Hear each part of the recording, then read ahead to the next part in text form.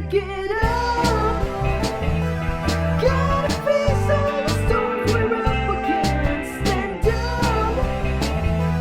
Moving past the darkest night we've ever been. And I will lift you up like the sky. When I fall into your arms, I know these tears will end.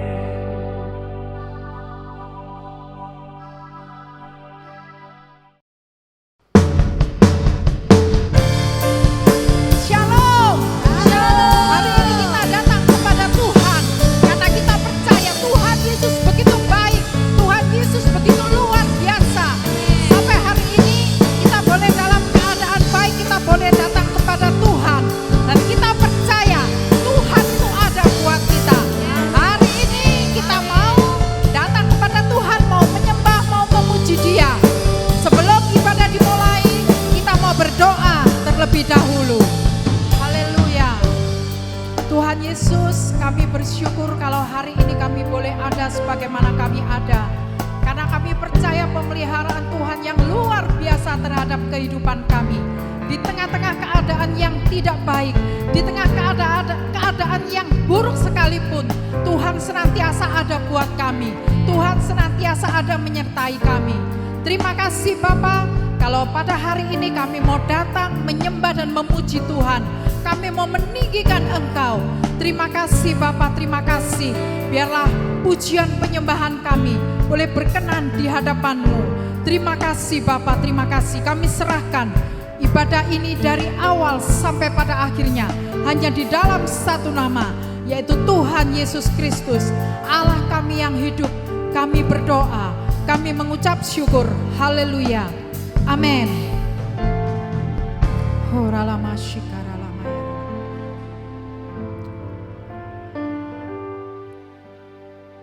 Terima kasih Tuhan. Terima kasih Bapa. Engkau tetap ada buat kami Tuhan. Pada hari ini Tuhan, kami mau menghampiri tahta-Mu. Kami mau menghampiri Engkau Tuhan. Karena Engkau baik buat kami. Dan kami mau bersyukur senantiasa atas pemeliharaan-Mu ini Tuhan. Haleluya Tuhan. Yang lemah dikuatkan, yang miskin diperkaya, yang sakit disembuhkan, yang buta dijelikan, diperbuatnya bagiku. Sekali lagi katakan, yang lemah dikuatkan, yang miskin diperkaya, Yang miskin diperkaya, yang sakit disembuhkan, yang buta dijelikan, diperbuatnya bagiku. Katakan Hosana, Hosana. Hosana, Hosana, Yesus mati bagiku. Hosana, Hosana, Yesus bangkit dan hidup. Katakan, yang lemah dikuatkan, dikuatkan, yang miskin diperkaya, yang sakit disembuhkan, yang buta dijelikan, diperbuatnya bagiku. Sekali lagi, yang lemah dikuatkan, yang miskin diperkaya, yang sakit mendapatkan kesembuhan, disembuhkan,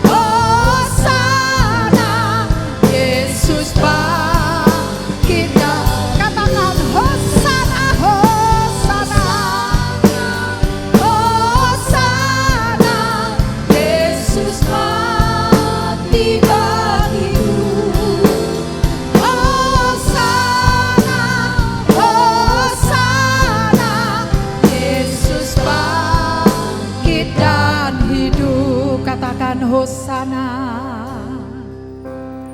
Hosana, Hosana, Yesus mati bagiku. Hosana, Hosana, Yesus bangkit dan hidup. Hosana, Hosana, Yesus mati bagiku.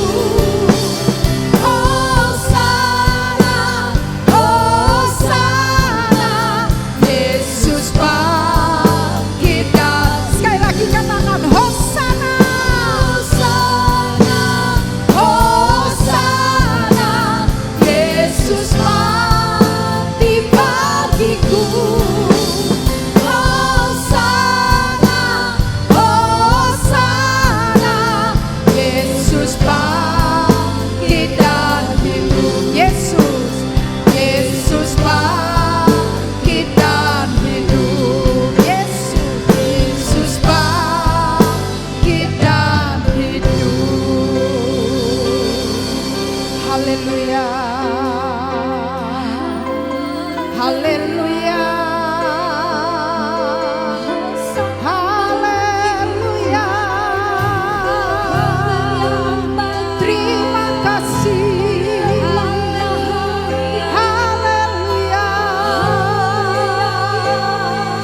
Kau mati buat kami Tuhan, Kau bangkit dan hidup. Haleluya, Yesus, haleluya. Terima kasih, haleluya, haleluya. Terima kasih, terima kasih.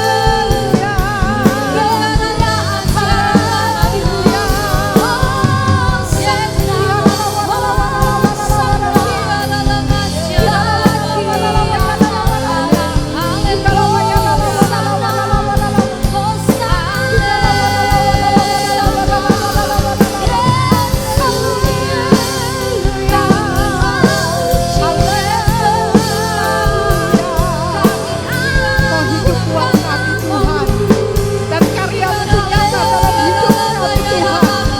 Oleh sebab itu Tuhan, kami mau terus memuliakan Engkau, kami mau meninggikan Engkau Tuhan. Kau Raja di atas segala raja, Kau Tuhan di atas segala Tuhan. Terima kasih Tuhan. Haleluya,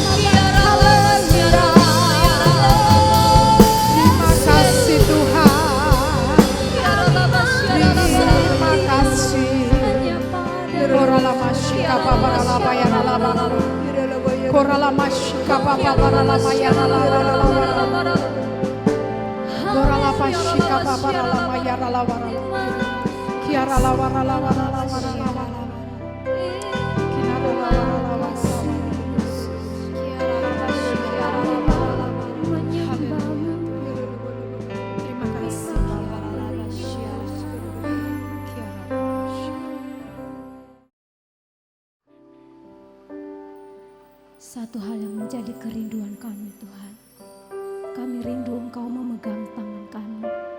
Kami rindu untuk selalu dekat dengan Engkau Tuhan. Kami rindu hadirat-Mu Tuhan, sebab di dalam hadirat-Mu ada pemulihan, ada kesembuhan, ada kemenangan. Haleluya. Terima kasih Tuhan Yesus, kami bersyukur. Haleluya. Bapa, pegang tanganku,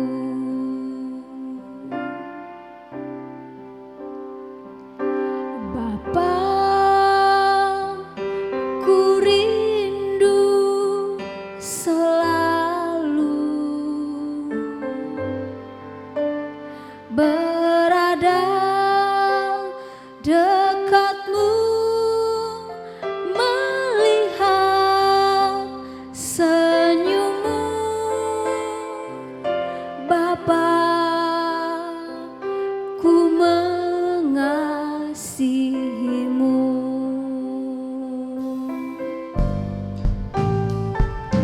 Bapa, pegang tanganku,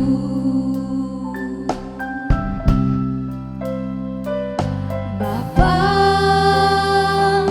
ku rindu selalu berada dekat-Mu, melihat senyum-Mu, Bapa, ku mengasihi-Mu. Hadirat-Mu,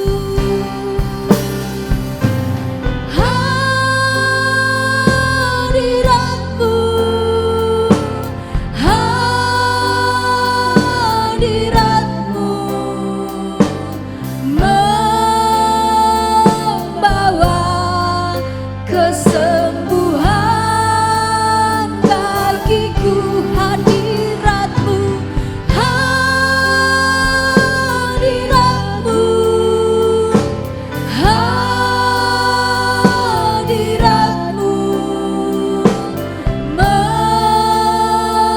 membawa kesembuhan. Mari lebih sungguh lagi katakan, Bapa, pegang tanganku,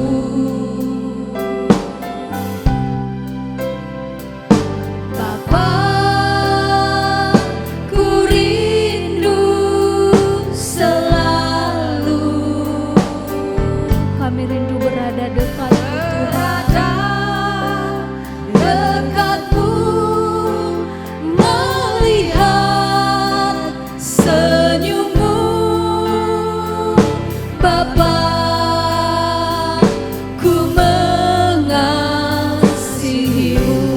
Hadirat-Mu,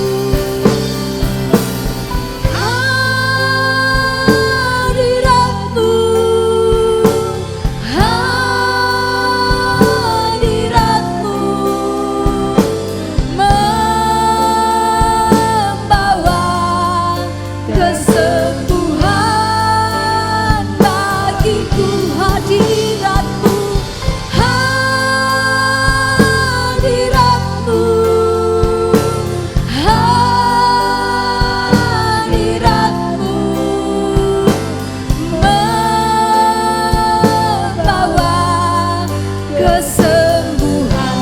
Hadirat-Mu, hadirat-Mu, hadirat-Mu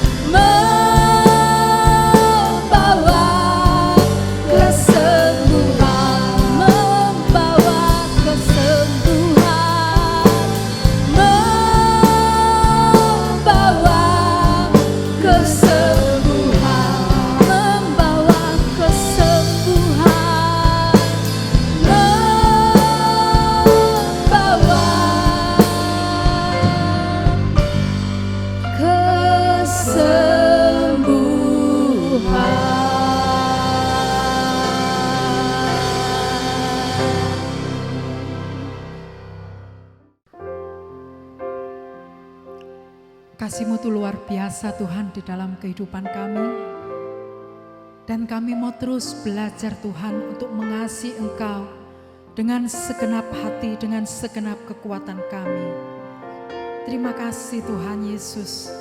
Dan kami juga mau belajar Tuhan untuk mengasihi sesama kami. Karena Engkau mengajarkan itu semua kepada setiap kami Tuhan. Terima kasih Bapa, terima kasih.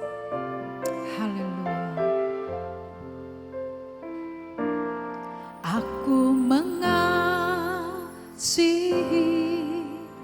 Engkau Yesus dengan segenap hatiku. Aku mengasihi Engkau Yesus dengan segenap jiwaku. Aku mengasihi, aku mengasihi Engkau Yesus dengan segenap hatiku. Aku mengasihi Engkau Yesus dengan segenap jiwaku. Renungkan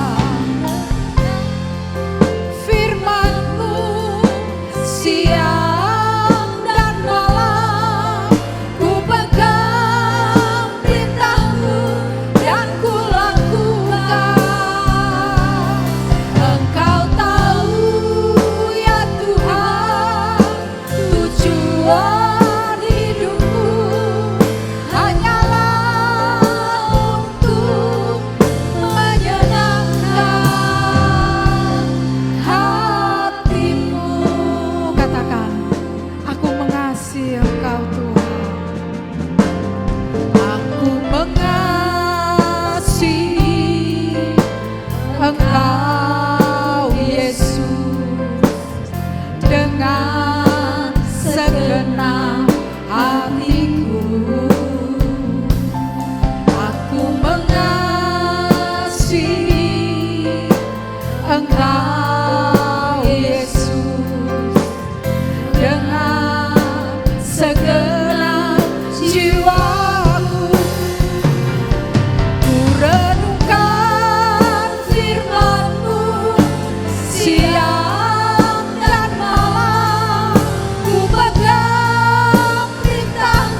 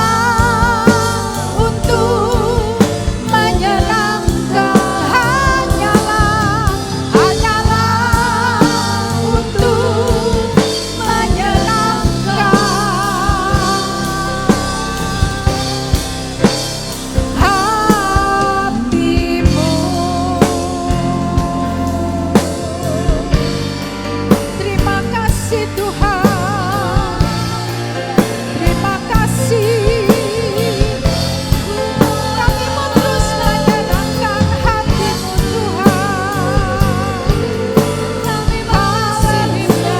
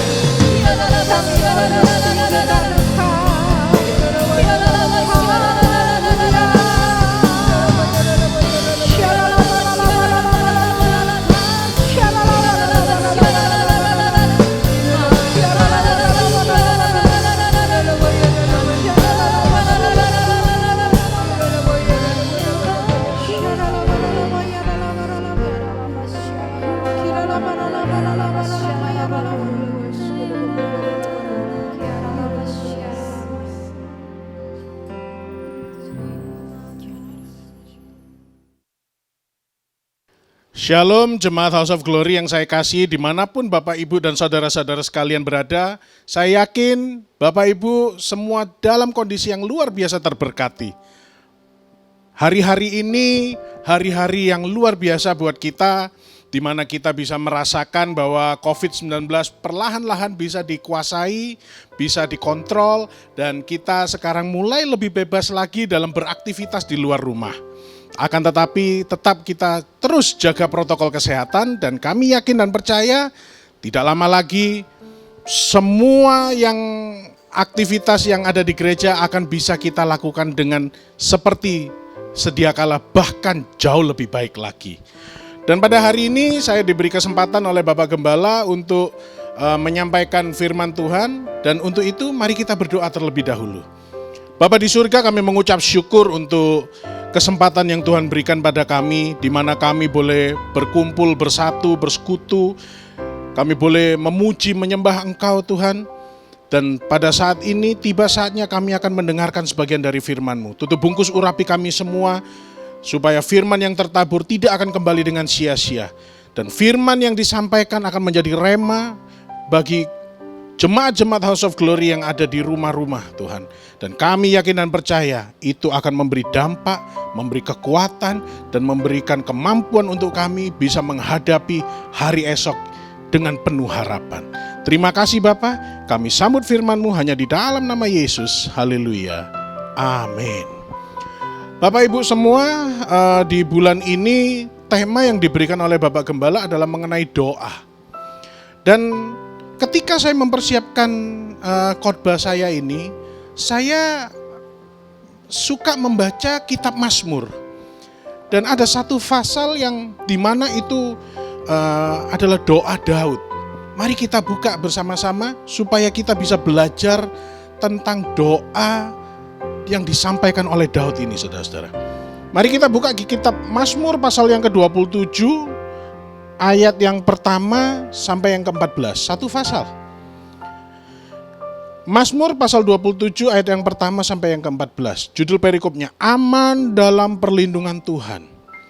Dari Daud, Tuhan adalah terangku dan keselamatanku, kepada siapakah aku harus takut? Tuhan adalah benteng hidupku, terhadap siapakah aku harus gemetar? ketika penjahat-penjahat menyerang aku untuk memakan dagingku, yakni semua lawanku dan musuhku, mereka sendirilah yang tergelincir dan jatuh. Sekalipun tentara berkemah mengepung aku, tidak takut hatiku. Sekalipun timbul peperangan melawan aku, dalam hal itu pun aku tetap percaya. Satu hal telah kuminta kepada Tuhan, itulah yang kuingini. Diam di rumah Tuhan seumur hidupku, menyaksikan kemurahan Tuhan dan menikmati bait-Nya. Sebab Ia melindungi aku dalam pondoknya pada waktu bahaya. Ia menyembunyikan aku dalam persembunyian di kemahnya. Ia mengangkat aku ke atas gunung batu. Maka sekarang tegaklah kepalaku mengatasi musuhku sekeliling aku. Dalam kemahnya aku mau mempersembahkan korban dengan sorak-sorai.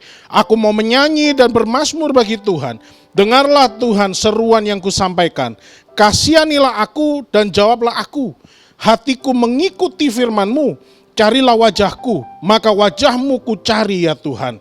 Janganlah menyembunyikan wajah-Mu kepadaku, janganlah menolak hamba-Mu ini dengan murka. Engkaulah pertolonganku, janganlah membuang aku, dan janganlah meninggalkan aku ya Allah penyelamatku. Sekalipun ayahku dan ibuku meninggalkan aku, namun Tuhan menyambut aku. Tunjukkanlah jalan-Mu kepadaku ya Tuhan, dan tuntunlah aku di jalan yang rata oleh sebab seteruku. Janganlah menyerahkan aku kepada nafsu lawanku, sebab telah bangkit menyerang aku saksi-saksi dusta dan orang-orang yang bernafaskan kelaliman. Sesungguhnya aku percaya akan melihat kebaikan Tuhan di negeri orang-orang yang hidup. Nantikanlah Tuhan, kuatkanlah dan teguhkanlah hatimu. Ya, nantikanlah Tuhan. Amin. Sebelum kita membahas tentang doa Daud ini, kita harus mengerti terlebih dahulu tentang apa sih doa itu. Doa adalah cara kita berkomunikasi dengan Tuhan, saudara-saudara. Doa ini adalah nafas orang percaya. Doa ini sering diajarkan kepada jemaat-jemaat oleh guru kita sendiri, yaitu Tuhan Yesus. Diteladani supaya apa? Dalam kondisi apapun, ketika kita dalam kesesakan sekalipun, kita bisa berdoa kepada Tuhan, memohon pertolongan Tuhan, dan Tuhan akan memberikan pertolongan kepada kita. Nah, tapi yang seringkali saya dengar, banyak sekali orang itu bilang seperti ini, Pak, saya itu sudah doa sampai capek Pak, saya itu doa. Saya itu udah doa, sudah berbulan-bulan, berminggu-minggu, berhari-hari, saya doakan anak saya doakan suami saya doakan istri saya doakan keuangan saya doakan penyakit saya, tapi tidak pernah ada perubahan. Saya sudah capek Pak. Doa saudara-saudara, doa yang benar, kalau benar-benar dilakukan, doa itu pasti membawa ketentraman bagi orang yang berdoa. Karena kalau doa itu benar-benar dilakukan, doa itu pasti membawa ketentraman bagi orang yang berdoa. Dan kalau sampai orang itu merasakan capek berdoa, sudah sekian lama doa, saya sampai tidak punya kerinduan untuk berdoa lagi, tidak punya keinginan untuk berdoa lagi, saya bisa pastikan ada sesuatu yang salah di sana. Nah, ada 4 hal mengapa doa itu bisa membawa ketentraman, saudara-saudara, yang bisa saya catat. Yang pertama, doa itu membawa ketentraman karena ketika kita berdoa, kita tahu bahwa dosa kita sudah diampuni. Karena Tuhan itu mengajarkan kepada kita doa Bapa kami. Sebelum kita ini berdoa tentang apa yang menjadi kebutuhan kita, Tuhan terlebih dahulu mengajar kepada kita supaya apa? Kita mengakui dosa kita. Dan di kitab 1 Yohanes 1 ayat yang ke-9 di sana dikatakan, jika kita mengaku dosa kita, maka ia adalah setia dan adil sehingga ia akan mengampuni segala dosa kita dan menyucikan kita dari segala kejahatan. Artinya apa? Ketika kita berdoa dan kita mau mengakui dosa kita kepada Tuhan, maka kita tahu bahwa dosa kita ini sudah diampuni. Mengaku segala dosa di hadapan Tuhan, maka dosa kita diampuni. Kalau kita sudah tahu dosa kita diampuni, maka ada ketenangan, ada damai, ada ketentraman dalam hati kita, saudara-saudara. Dan yang kedua, kenapa sih doa itu bisa membuat kita tentram? Karena ketika kita berdoa, kita itu diterima oleh Tuhan dengan apa adanya. Dengan segala macam kondisi keadaan kita. Tuhan terima kita apa adanya, saudara-saudara. Kalau manusia terima kita ada apanya, tapi kalau Tuhan menerima kita apa adanya. Kita bisa ingat ketika zaman perjanjian lama, untuk masuk ruang Maha Kudus, itu hanya orang-orang terpilih, orang-orang pilihan. Imam besar biasanya. Itu pun kalau masuk ruang Maha Kudus, belum tentu mereka bisa keluar. Ya bisa keluar sih, tapi mereka harus diseret keluar, ditarik keluar. Dan sudah berupa mayat. Artinya apa? Kalau dulu orang-orang pilihan aja yang boleh masuk menghadap Tuhan, sekarang ini di zaman perjanjian baru, kita sudah melewati masa Paskah, di mana Tuhan sudah mempersembahkan hidupnya untuk menebus dosa-dosa kita, sehingga tidak ada lagi itu yang namanya ruang Maha Kudus, karena kita adalah umat tebusan Tuhan dan kita bisa datang kapan saja, di mana saja, dan kita bisa ngomong apa saja sama Tuhan. Bayangkan saudara-saudara, ini satu privilege, satu keistimewaan. Kalau dulu cuman imam-imam besar dan mereka tidak boleh bercacat celah ketika mereka menyampaikan doa. Sekarang kita bisa berdoa dengan cara apapun, dimanapun dan kapanpun. Dan Tuhan terima kita apa adanya.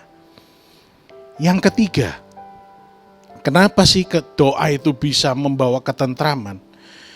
Karena ketika kita berdoa, kita tahu bahwa tidak ada yang tidak Tuhan izinkan bisa terjadi dalam kehidupan kita.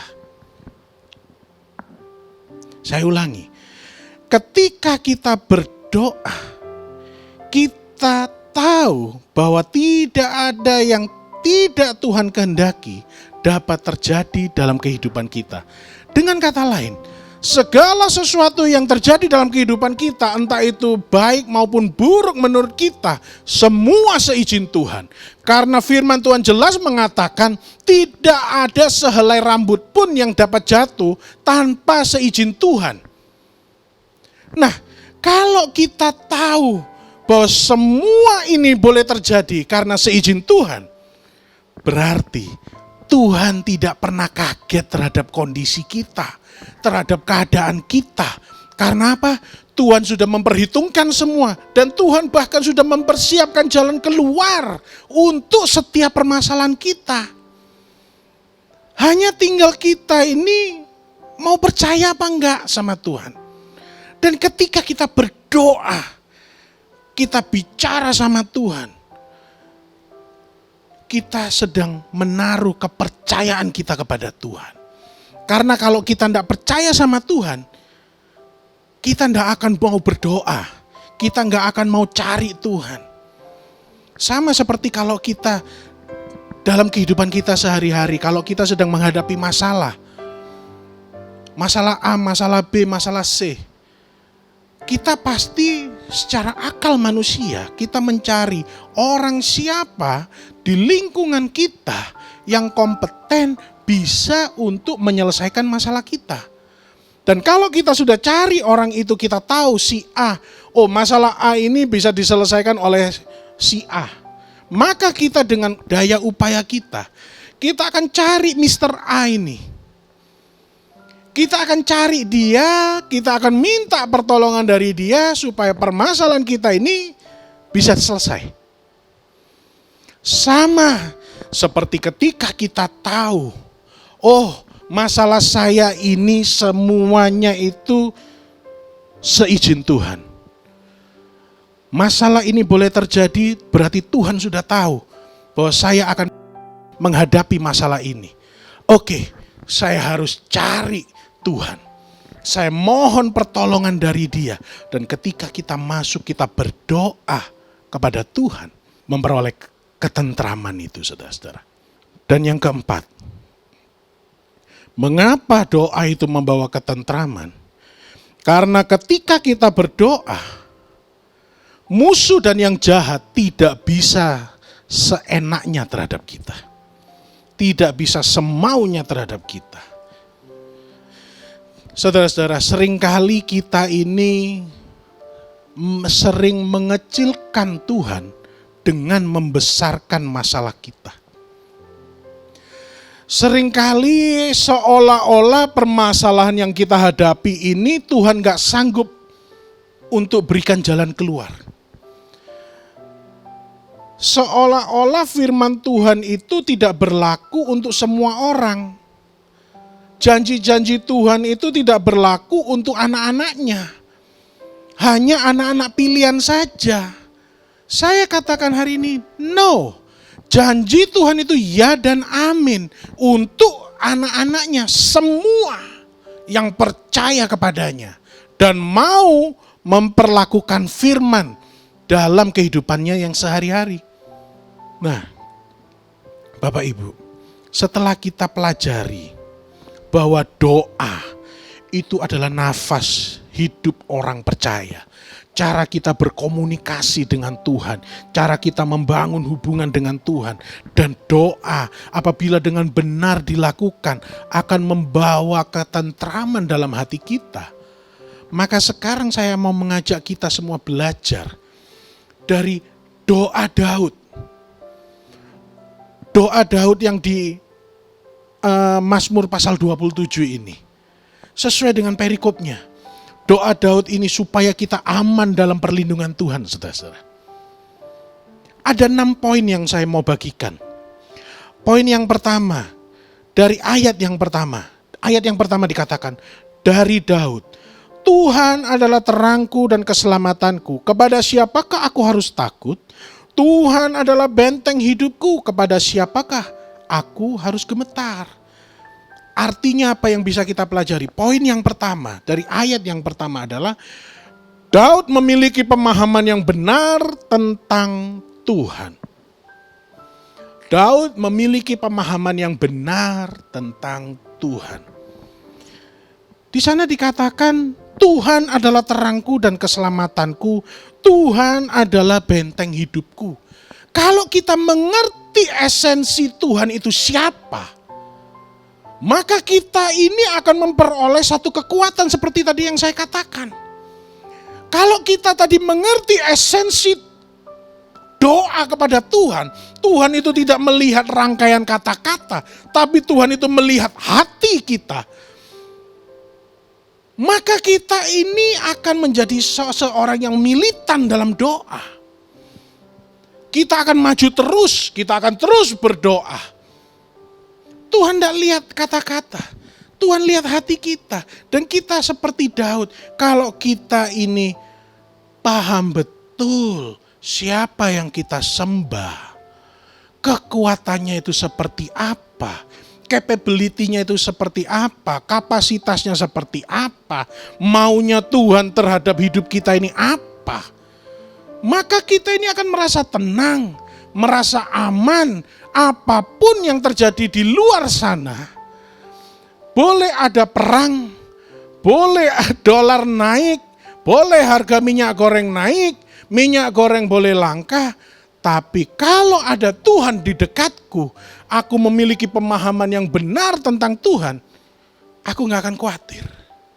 Bukan saya berharap supaya dolar terus naik, terus terjadi ada perang di sana sini, supaya ada inflasi dan segala macam, tidak. Tapi toh kalaupun itu semua harus terjadi, saya yakin dan percaya semua seizin Tuhan. Dan kalau semua sudah seizin Tuhan, Tuhan pasti punya jalan keluar yang terbaik untuk kita. Maka dari itu saudara-saudara, ayo kita teladani Daud. Kita harus memiliki pemahaman yang benar tentang siapa Tuhan itu. Apakah Tuhan sanggup mengalahkan segala macam penyakit yang ada di dunia ini? Entah itu COVID-19 kah? Entah itu kanker kah? Entah itu panu kah? Entah itu jerawat kah? Entah itu masalah jodoh kah? Pak, saya sudah usia 30 tahun lebih tapi belum punya jodoh. Doa. Sudah doa, Pak. Percaya nggak sama Tuhan? Percaya, ya sudah. Percaya sama Tuhan. Nanti di sana akan timbul kekuatan. Akan timbul iman. Iman kita akan bangkit. Poin yang kedua, dari ayat yang kedua dan yang ketiga. Dari ayat yang kedua dan yang ketiga di sana dikatakan, ketika penjahat-penjahat menyerang aku untuk memakan dagingku, yakni semua lawanku dan musuhku, mereka sendirilah yang tergelincir dan jatuh. Sekalipun tentara berkemah mengepung aku, tidak takut hatiku. Sekalipun timbul peperangan melawan aku, dalam hal itu pun aku tetap percaya. Pelajaran yang kita bisa pelajari dari doa Daud, ayat yang kedua sampai yang ketiga adalah Daud bersikap benar dalam melalui masalah-masalahnya. Saya ulangi, Daud bersikap benar dalam melalui masalah-masalahnya. Di ayat yang kedua dikatakan penjahat menyerang dia untuk memakan dagingnya. Artinya apa? Mau diluluh lantakkan, dihabiskan tanpa sisa, saudara-saudara. Bayangkan, masalah apa yang bisa menghabiskan seseorang sampai tanpa sisa. Tapi di ayat yang ketiga dia katakan apa? Menunjukkan kepada kita bahwa dia tetap percaya kepada Tuhan walau apapun yang terjadi. Ada satu quote yang pernah saya baca. We don't need to stop the wave, but we can learn how to surf. Jadi kita tidak perlu menghentikan ombak itu, saudara-saudara. Tapi kita bisa belajar untuk berselancar di atas ombak itu. Nah, kalau ketika kita menghadapi satu masalah, jangan kita ini bermuram durja. Seolah-olah semuanya itu it's the end of the world. Semuanya itu sudah habis, sudah nggak bisa, dan ya sudah saya harus terima nasib bahwa nasib saya nasib jelek. Jangan. Kita harus bangkit. Kita harus bangkit. Dan satu hal, apapun yang kita alami saat ini, semua ini, pertempuran ini adalah milik Tuhan, saudara-saudara. Jangan kita pakai kekuatan kita terus. Tidak akan sanggup, tidak akan bisa, dan tidak akan selesai masalahmu. Dan engkau akan terus hidup dalam satu depresi, lingkaran depresi, ketakutan, kekecewaan. Dan engkau akan menjadi orang yang terisolasi dari masyarakat. Bukan karena engkau dikucilkan, tapi engkau yang mengucilkan dirimu sendiri. Kalau kita terus merasakan peperangan ini adalah milik kita, sama seperti khotbah saya di bulan lalu, kita berusaha untuk in control, berusaha mengendalikan setiap segala sesuatu kondisi dalam kehidupan kita, maka kita sendiri yang akan kalah, saudara-saudara. kita akan burn out, kita akan kecapean, kita akan merasakan yang namanya fatigue, kita kehilangan daya, merasa jenuh, merasa capek, dan merasa sudah tidak ada lagi yang bisa dilakukan. No, semua ini, peperangan ini, milik Tuhan. Mari kita buka ayatnya. Di kitab 2 Tawari pasal 20, 2 Tawari pasal 20 ayat yang ke-12. Di sana dikatakan, ya Allah kami, tidakkah engkau akan menghukum mereka karena kami tidak mempunyai kekuatan untuk menghadapi laskar yang besar ini yang datang menyerang kami. Kami tidak tahu apa yang harus kami lakukan, tetapi mata kami tertuju kepadamu. Ini saudara-saudara. Kita kalau kita lihat masalah kita, terus kita berusaha in control, berusaha pakai kekuatan kita, hancur, pasti hancur berantakan. Tapi belajar dari sini. Tetapi mata kami tertuju kepadamu. Ini doanya. Lalu kita lompat ke ayat yang ke-15. 2 Tawari pasal 20 ayat yang ke-15. Dan berseru, camkanlah hai seluruh Yehuda dan penduduk Yerusalem dan tuanku Raja Yosafat. Beginilah firman Tuhan kepadamu. Janganlah kamu takut dan terkejut karena laskar yang besar ini. Sebab bukan kamu yang akan berperang melainkan Allah. Ini janji Tuhan saudara-saudara. Ketika mata kita tertuju kepada Tuhan, kita memiliki sikap yang benar dalam menghadapi masalah. Kita serahkan permasalahan kita ini kepada Tuhan. Maka Tuhan yang akan turun tangan dan mengatasi setiap permasalahan kita. Hasilnya tidak akan sama saudara-saudara. Tidak akan sama. Dan ketika Tuhan turun tangan, kita memiliki satu sikap yang benar dalam menghadapi masalah. Kita akan menemukan damai. Meskipun masalah belum selesai, kita merasakan ketenangan, ketentraman. Karena kita tahu Tuhan turun tangan berperang ganti kita. Amin. Poin yang ketiga di ayat yang keempat sampai yang keenam. Ayat yang keempat sampai yang keenam. Satu hal telah kuminta kepada Tuhan, itulah yang kuingini. Diam di rumah Tuhan seumur hidupku, menyaksikan kemurahan Tuhan dan menikmati bait-Nya. Sebab Ia melindungi aku dalam pondok-Nya pada waktu bahaya. Ia menyembunyikan aku dalam persembunyian di kemah-Nya. Ia mengangkat aku ke atas gunung batu. Maka sekarang tegaklah kepalaku mengatasi musuhku sekeliling aku. Dalam kemah-Nya aku mau mempersembahkan korban dengan sorak-sorai. Aku mau menyanyi dan bermazmur bagi Tuhan. Poin yang ketiga, Daud memiliki hubungan yang benar dengan Tuhan. Daud memiliki hubungan yang benar dengan Tuhan. Jadi doa itu jangan seperti ritual, saudara-saudara. Ibadah itu jangan seperti ritual. Doa jangan dipakai sebagai satu kewajiban. Tapi doa itu bukan satu keharusan, tapi kehausan dari hidup kita. Kita butuh Tuhan.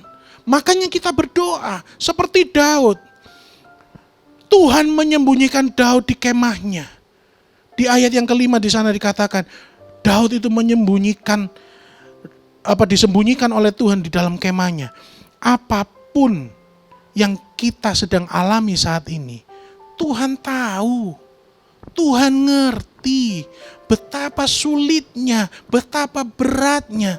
Tapi yakinlah dan percayalah, ketika kita memiliki hubungan yang benar dengan Tuhan, kita membangun mezbah doa kita, maka Tuhan juga akan menyembunyikan kita seperti Daud disembunyikan di dalam kemahnya. Di sana akan merasakan ketenangan. Dan ketika kita tahu bahwa Allah yang kita sembah adalah Allah yang murah hati, maka kita bisa tenang saudara-saudara. Menyaksikan kemurahan Tuhan akan didemonstrasikan dalam kehidupan kita, pribadi lepas pribadi. Jangan takut, jangan khawatir. Nggak gampang untuk nggak takut dan nggak khawatir. Tuhan tahu kita bisa takut, kita bisa khawatir. Tapi selama kita takut, terus karena kita merasakan takut, kita merasakan khawatir, kita cari Tuhan, kita bangun hubungan dengan Tuhan. Karena kita tahu di sana kita memperoleh ketenangan, maka Tuhan juga akan memberikan kenyamanan, kedamaian bagi jiwa kita. Kita akan seperti Daud disembunyikan dalam kemahnya. Sehingga musuh pun tidak bisa berbuat apa-apa terhadap kita. Karena Tuhan menyembunyikan kita. Amin. Poin yang keempat. Di ayat yang ke-7 sampai yang ke-10. Ayat yang ke-7 sampai yang ke-10. Dengarlah Tuhan seruan yang kusampaikan. Kasihanilah aku dan jawablah aku. Hatiku mengikuti firman-Mu. Carilah wajah-Ku, maka wajah-Mu ku cari ya Tuhan. Janganlah menyembunyikan wajah-Mu kepadaku, janganlah menolak hamba-Mu ini dengan murka. Engkaulah pertolonganku, janganlah membuang aku dan janganlah meninggalkan aku, ya Allah penyelamatku. Sekalipun ayahku dan ibuku meninggalkan aku, namun Tuhan menyambut aku. Amin. Poin yang keempat yang kita bisa pelajari dari doa Daud adalah Daud memiliki kesiapan untuk tegar menghadapi tantangan hidup. Daud memiliki kesiapan untuk tegar dalam menghadapi tantangan hidup. Di ayat yang ke-10 bahkan dikatakan, sekalipun ayahku dan ibuku menentang aku. Bayangkan saudara-saudara. Ayah dan ibu adalah orang-orang, menggambarkan orang-orang yang seharusnya melindungi kita, membantu kita, mensupport kita, membimbing kita.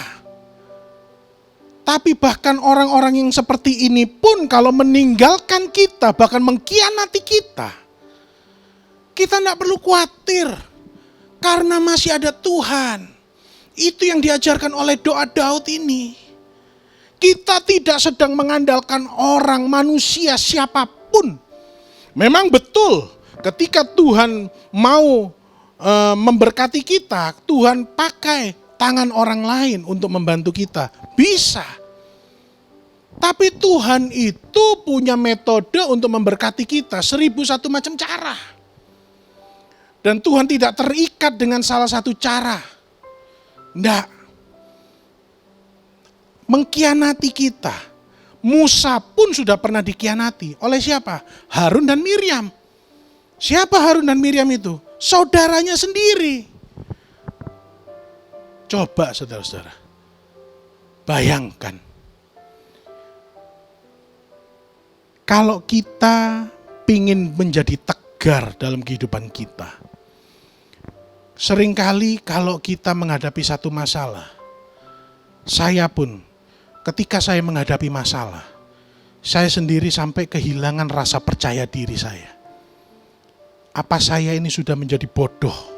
Apa saya ini sudah jadi orang yang tidak berguna lagi? Apa saya ini? Nah, jangan percaya dengan bisikan iblis. Jangan percaya dengan bisikan iblis. Karena apa? Kita harus memiliki rasa kepercayaan diri itu, saudara-saudara. Supaya kita bisa tegar dalam menghadapi masalah.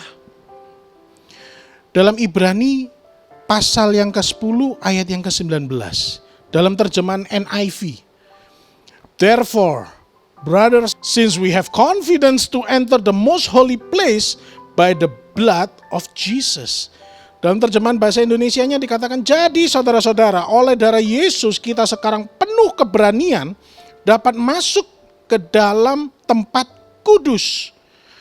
Keberanian, terjemahan bahasa Inggrisnya itu confidence. Sebenarnya terjemahan bahasa Indonesia ini kurang tepat. Confidence itu kepercayaan diri. Jadi kalau kita memiliki kepercayaan diri, kita bisa terbang tinggi, mengatasi semua permasalahan kita. Bahkan ada salah satu hamba Tuhan mengatakan apa? Orang, anak Tuhan, kalau tidak memiliki rasa kepercayaan diri yang tinggi, itu seperti pesawat jet yang sangat mewah, yang sangat lengkap peralatannya, perlengkapannya, sudah ada di runway, tapi tanpa bahan bakar. Sehingga pesawat jet ini tidak bisa tinggal landas mengatasi masalah-masalah yang ada di bumi ini. Kalau kita ini tidak punya rasa kepercayaan diri, saudara-saudara, maka kita ini sulit memperoleh kekuatan, sulit untuk bisa tegar dalam menghadapi masalah. Yang ada kita akan nangis, meratapi nasib, dan bahkan parahnya bisa mengutuki diri kita sendiri. Habis aku, habis. Mati sudah, wis, entek aku wis, entek. Sudah, wis, kiamat ini wis. Udah. Bisnisku nggak mungkin bangkit lagi, sudah nggak mungkin. Nah, itu yang ditunggu-tunggu iblis, saudara-saudara. Janji Tuhan kepada kita, Tuhan itu datang untuk memberikan kita hidup dan hidup dalam segala kelimpahan. Yohanes 10 ayat 10. Tapi kalau kita tidak pernah minta sama Tuhan, kita nggak pernah doa memohon kepada Tuhan, Tuhan juga nggak bisa memberikan berkat itu kepada kita. Berkatnya siap. Ya, kita terlahir ini lengkap, well equipped. Apapun yang kita butuhkan untuk mencapai panggilan hidup kita dari Tuhan, itu sudah ada dalam hidup kita. Tidak kurang, tidak lebih. Cukup. Tuhan pasti genapi janjinya dalam kehidupan kita. Tapi kalau kita nggak punya kepercayaan diri, maka kita nggak akan bisa melangkah. Maka kita akan duduk di sana, kita akan tinggal diam di sana, dan Tuhan cuman sediakan kita apa? Jalan keluar. Dan untuk keluar dari masalah kita harus jalan ke jalan keluar. Jalan ke pintu exit, saudara-saudara. Dan janji Tuhan apa? Sekalipun dalam lembah kekelaman, Tuhan gak pernah tinggalkan kita. Gak pernah, saudara-saudara. Semua yang terjadi ini seizin Tuhan. Kalau semua sudah seizin Tuhan, Tuhan akan pakai main orkestra. Jadi musik, alunan musik yang indah. Sehingga apa? Semuanya ini dipakai Tuhan untuk membawa kebaikan bagi hidup kita. Jalan keluarnya sudah siap. Kenapa kita sedang menghadapi masalah? Karena Tuhan sedang mempersiapkan diri kita pribadi lepas pribadi. Poin yang kelima yang bisa kita pelajari dari doa Daud di ayat yang ke-11 dan yang ke-12.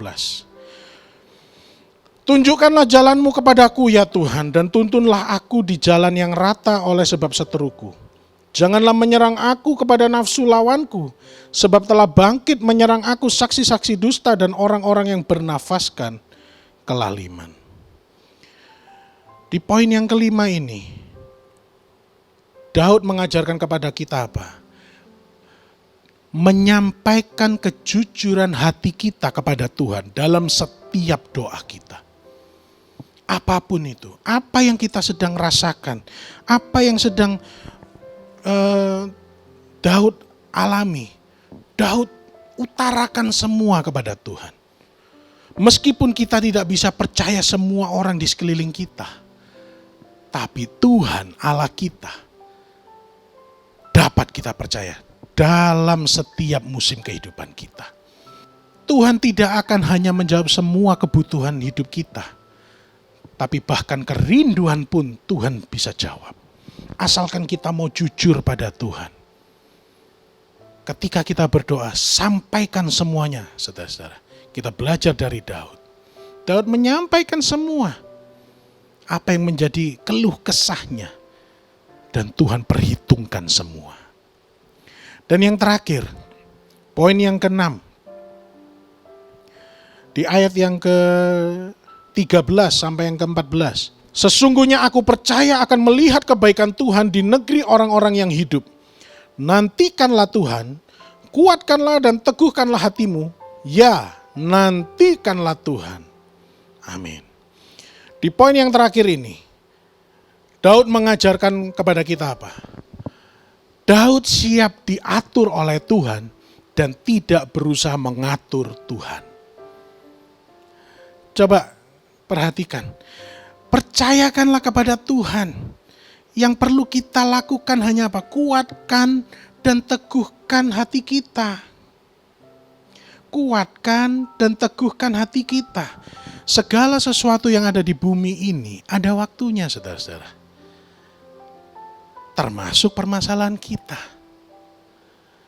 Saudara-saudara, Daud ini di ayat yang ke-13, aku percaya akan melihat kebaikan Tuhan. Aku percaya. Di negeri orang-orang yang hidup. Jadi jangan kita ini berpatokan bahwa kita akan melihat berkat Tuhan ketika kita sudah mati masuk surga. No. Dalam kondisi kita hidup, Tuhan pasti genapi setiap janji-janjinya dalam kehidupan kita. Tidak tunggu kita masuk surga dulu. Asalkan apa? Kita kuatkan dan teguhkan hati kita. Tapi yang gak enak itu di ayat yang ke-14. Di sana dikatakan apa? Nantikanlah Tuhan. Bahkan sampai diulangi yang kedua. Ya, nantikanlah Tuhan. Ini bicara apa? Bicara Daud tidak memaksakan kehendaknya. Daud tahu kedaulatan Tuhan. Dan Daud tahu semua rencana Tuhan jauh lebih baik daripada rencana kita. Makanya dia berkata, nantikanlah Tuhan. Ayat yang pertama sampai ayat yang ke-13, enak-enak semua saudara-saudara. Tapi ayat yang ke-14 dikatakan, nantikanlah Tuhan. Sampai kapan Pak? Enggak tahu. Hanya Tuhan yang tahu. Tapi yang pasti, Tuhan tidak pernah terlambat, juga Tuhan tidak pernah terlalu awal. Just in time, tepat waktunya. Kita harus jadi dewasa saudara-saudara. Kuatkan dan teguhkan hati kita. Saya akan tutup dengan satu kisah. Di kitab Kejadian pasal 29 ayat 31 sampai 35. Di sana kalau kita lihat itu bicara tentang kisahnya Yakub dengan istrinya Leah. Nah, kita semua tahu cerita ini. Leah ini bukan orang yang dicintai oleh Yakub, melainkan Rahel adiknya. Dan Tuhan tahu memperhitungkan kesedihan hati Leah. Oleh karena itu Leah itu dibuka rahimnya. Dan Leah berdoa. Dikasih anak yang pertama. Doanya, wah, setelah aku melahirkan anak ini, pasti suamiku itu akan mencintai aku. Setelah dilahirkan anak yang kedua, wah, sekali ini suamiku pasti akan menempel sama aku. Dilahirkan anak yang ketiga, wah, suamiku pasti akan tambah cinta sama aku. Tapi setelah dia melahirkan anak yang keempat, kedewasaan rohani itu muncul. Apa yang dia doakan? Aku bersyukur kepadamu Tuhan. Leah mengucapkan, menaikkan ucapan syukur kepada Tuhan. Dan bayangkan saudara-saudara, nanti kalau saudara-saudara lihat di kitab Matius pasal yang pertama, itu ada silsilah tentang garis keturunan Tuhan Yesus.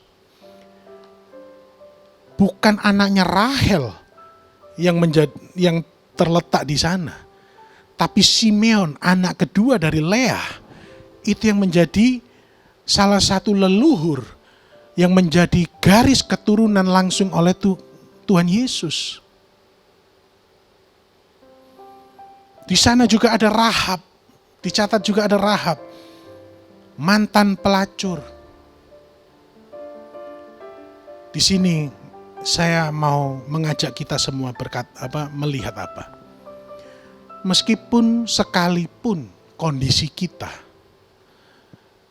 menurut kacamata manusia sudah hopeless, tidak ada harapan.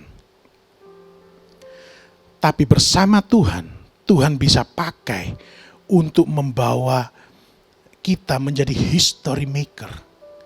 Kita adalah pencetak-pencetak sejarah yang baru. Kita tidak akan terbatas oleh kesalahan kita di masa lalu. Kita lihat sendiri Rahab itu siapa? Mantan pelacur. Tapi Tuhan juga berkenan memakai Rahab untuk ada di dalam satu garis keturunan yang jelas langsung kepada Tuhan Yesus. Ingat saudara-saudara, ingat. Apapun yang terjadi dalam kehidupan kita, doa adalah senjata utama yang bisa kita pakai untuk melakukan penyerangan terhadap kuasa-kuasa kegelapan. Kuasa-kuasa yang mau mencuri kemuliaan Tuhan dalam kehidupan kita bisa kalahkan dengan doa. Maka dari itu saudara-saudara, Bapak Ibu yang saya kasihi, jangan kita ini berkata sudah capek, doa wis tuwuk, wis cukup. No. Periksa hatimu. Teladani apa yang Daud lakukan. Di kitab Mazmur pasal 27 ini jelas. Kalau kita mau hidup aman dalam perlindungan Tuhan, kita kepingin doa yang membawa ketentraman dalam kehidupan kita. Pelajari ini saudara-saudara. Saya berdoa supaya kita semua belajar setelah mempelajari doa Daud ini, memasuki minggu yang baru, memasuki hari yang baru, kita punya senjata yang jauh lebih kuat. Kita memegang senjata yang jauh lebih dahsyat. Jangan pernah jemu-jemu berdoa saudara-saudara. Jangan pernah jemu-jemu berdoa. Karena yakinlah, bahkan sebelum kita menyampaikan doa kita, Tuhan sudah tahu apa yang menjadi pergumulan hidup kita. Amin. Mari kita tutup dalam doa. Bapa, kami mengucap syukur Tuhan untuk firman-Mu. Kami mengucap syukur Tuhan sekali lagi mengajari kami bagaimana kami bisa berdoa supaya kami tetap aman dalam perlindungan-Mu. Doa yang menenteramkan hati kami. Mohon ampuni kami Tuhan kalau selama ini mungkin ada dari kami yang salah mengerti bahwa doa itu membuat kami capek, membuat kami letih. Padahal justru doa yang benar dilakukan memberikan ketentraman, ketenangan, dan kedamaian hati. Terima kasih Bapa. Hamba-Mu selesai berbicara, tapi hamba-Mu yakin dan percaya Roh Kudus terus bekerja dalam kehidupan jemaat-jemaat-Mu, di pribadi lepas pribadi, dimanapun mereka berada, mungkin yang ada di Sidoarjo maupun di luar kota, bahkan di luar negeri. Kuasa Roh Kudus tidak terbatas oleh ruang, jarak, dan waktu.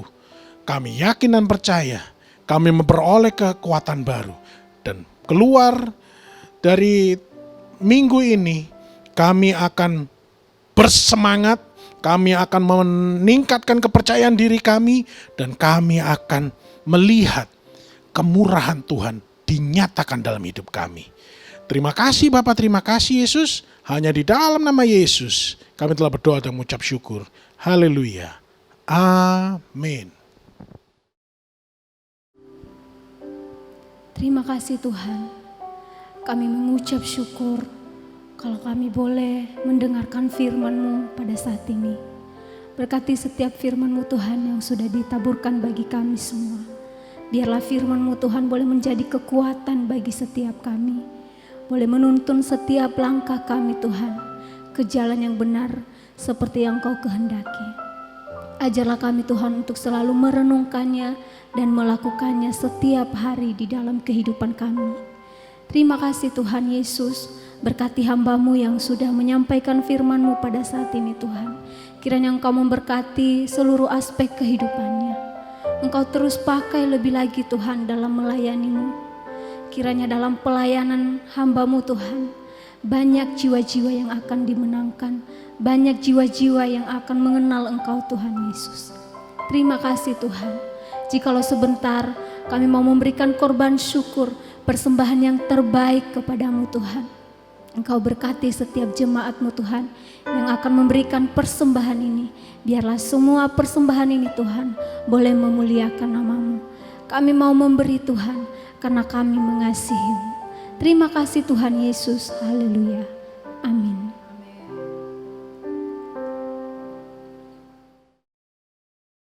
Dan tiba saatnya kita diberi kesempatan untuk memberikan persembahan atau perpuluhan. Bapak Ibu dapat memberikan melalui OVO, GoPay, Dana, Link Aja, ShopeePay dengan scan QR CIMB, Mobile Banking BCA, melalui transfer bank BCA atas nama Willy Joseph Chandra dengan nomor account 0115508023. Bagi mata uang asing dapat transfer ke OCBC NISP TBK cabang Ayani Sidoarjo dengan nomor account 5518100002115 atas nama Willy Joseph Chandra, Swift Code NISPI DJA. Bukti transfer dapat diberikan kepada petugas gereja dengan nomor 0888 333 2623. Terima kasih untuk taburan Bapak Ibu Saudara, dan kita percaya menabur akan menuai suatu takaran yang baik, yang dipadatkan, yang digoncangkan, dan akan tumpah keluar dan dicurahkan ke dalam ribaanmu. Tuhan Yesus memberkati.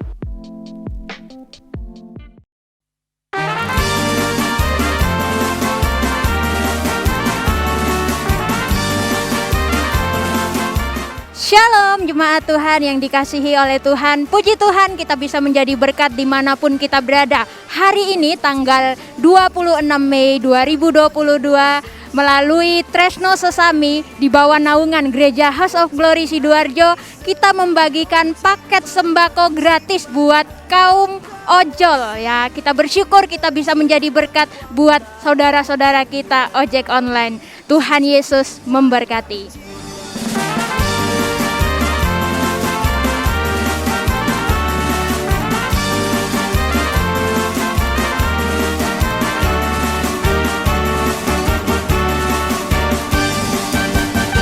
Berkat tercurah turun atasku.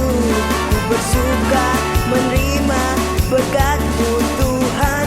Minyak tercurah mengurapiku.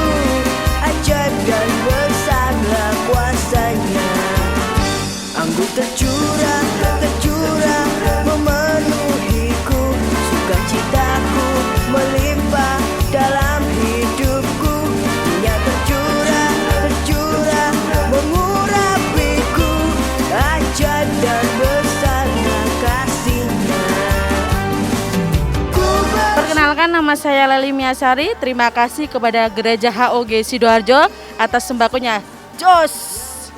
Nama saya Training Room mengucapkan terima kasih atas sembakonya untuk Gereja HOG. Sukses selalu. Terima kasih untuk Gereja HOG atas sembakonya, sangat bermanfaat. Terima kasih.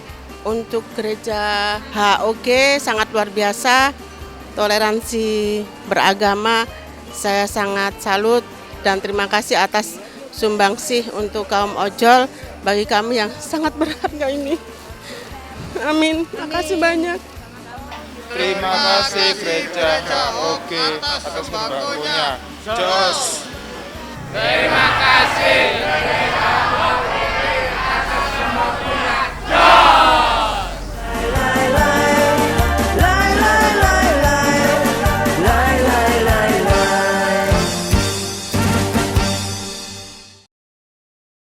Famili altar manula tak mau ketinggalan.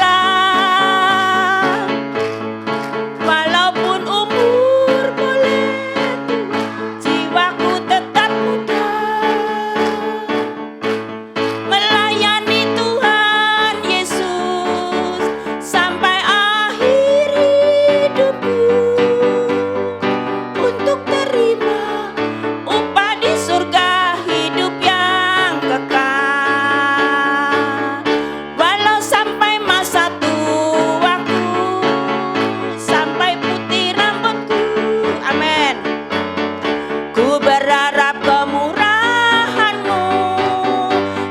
Saudara berhafal firman itu baik.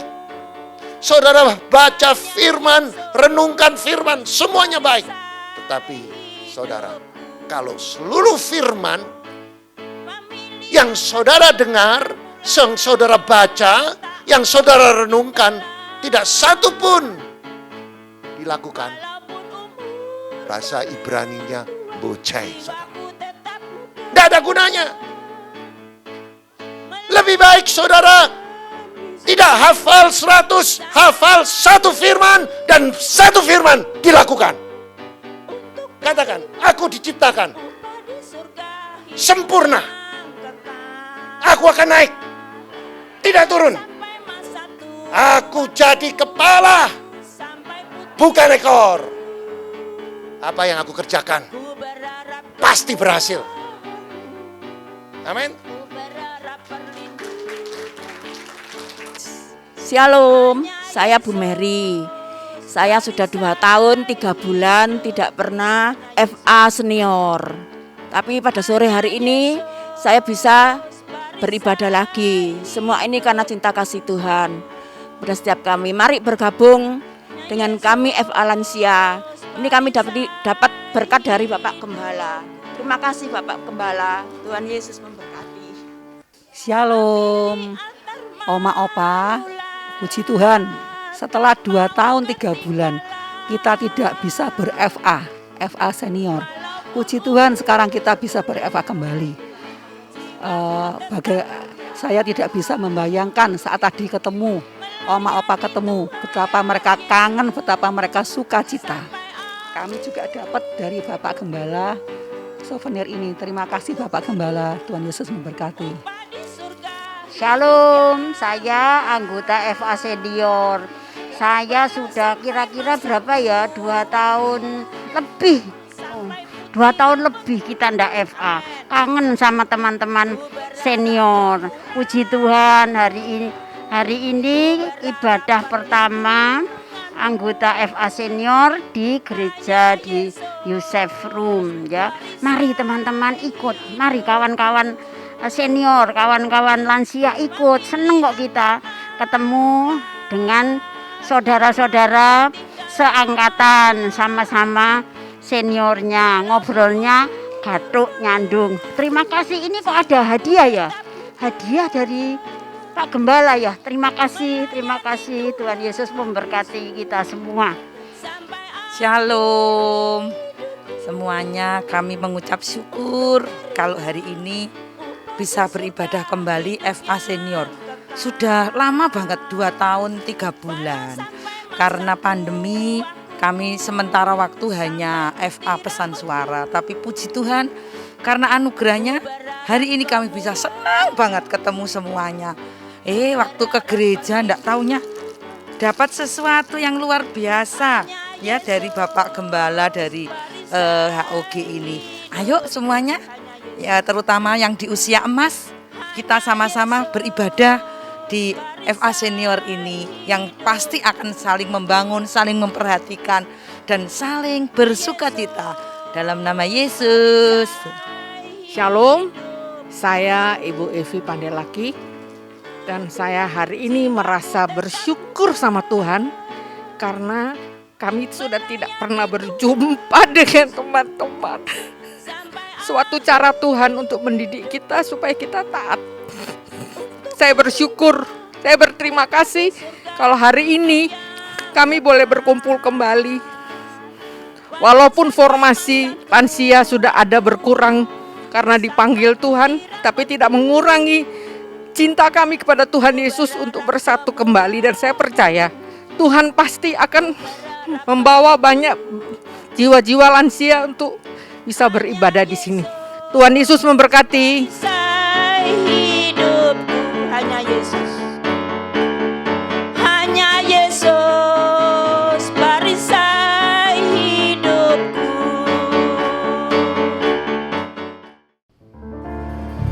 Mari Bapak Ibu kita sama-sama bersukacita.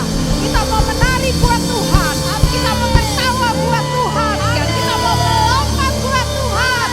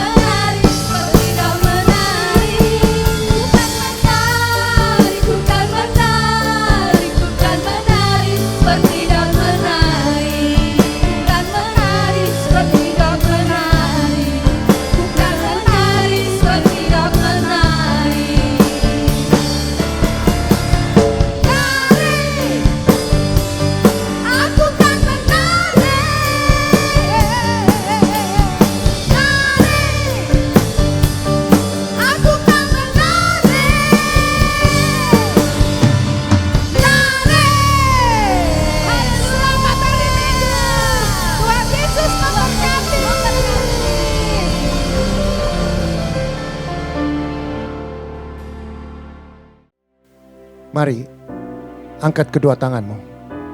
Jika engkau mendengarkan firman dan melakukan, tidak menyimpang ke kiri dan ke kanan, maka Tuhan akan buka tingkap-tingkap langit. Diberkatilah rumah tanggamu, diberkatilah kesehatanmu, diberkatilah suamimu, diberkatilah istrimu, diberkatilah anak cucumu, diberkatilah menantumu, diberkatilah kedua orang tuamu, diberkatilah kedua mertuamu, diberkatilah sanak saudaramu, diberkatilah para yatim piatu, diberkatilah para janda-janda, diberkatilah usaha pekerjaanmu, diberkati tokomu, diberkatilah pabrikmu, diberkati ladangmu, diberkatilah ternakmu. Engkau akan naik, tidak turun. Engkau jadi kepala, bukan ekor. Engkau tidak hutang, melainkan hutangi seluruh bangsa. Masuk diberkati, keluar diberkati. Apa yang kau kerjakan semuanya akan berhasil dan beruntung. Terimalah berkat damai sejahtera dan persekutuan Roh Kudus mulai hari ini sampai Maranatha dan sampai Tuhan Yesus datang kedua kalinya. Mari yang percaya dengan iman bersama saya katakan amin. Seperti